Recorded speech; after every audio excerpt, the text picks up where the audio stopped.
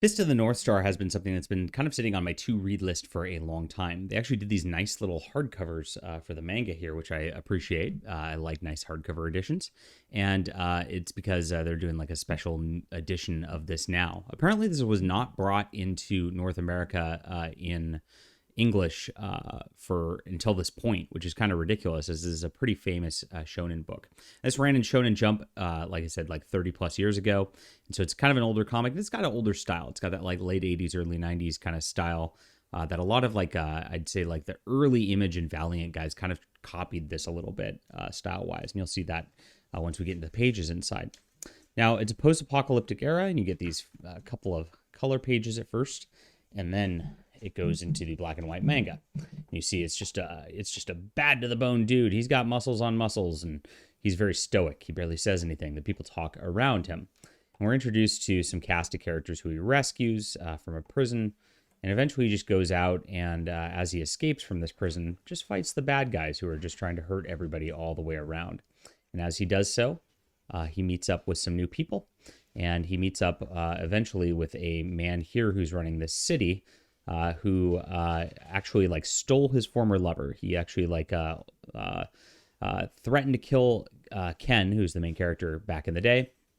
And he took her and said, "You know what? You stay with me, and then I will let him go." And so he did.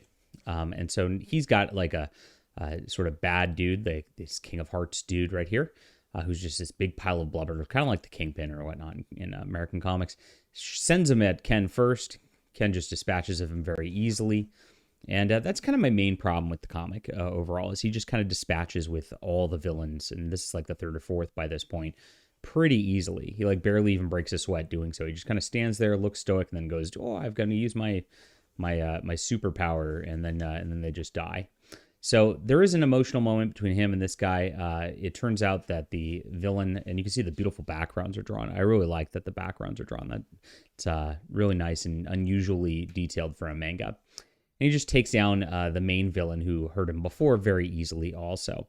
But it turns out that the girl that he's had standing there to force him to fight was just a dummy. She had actually offed herself several years before.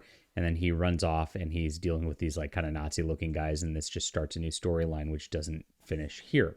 So that's it. Like I said, I mean, he just kind of finishes things a little too easy. There's not much drama in the fights. There's not much drama in what's going on. But there was the personal touch of that former lover story, which kind of made up for it in that section. But beyond that, I'm not actually going to continue with the series, I don't think. I just think it's a little too flat on that level. I think I know Berserk really owes a lot to this in terms of like how it formatted itself, and I just think Berserk does it better in every regard. So I'm just going to go stick with that series. All right, leave a comment down below with what you think about this. Hit that like and subscribe button. We'll be back soon.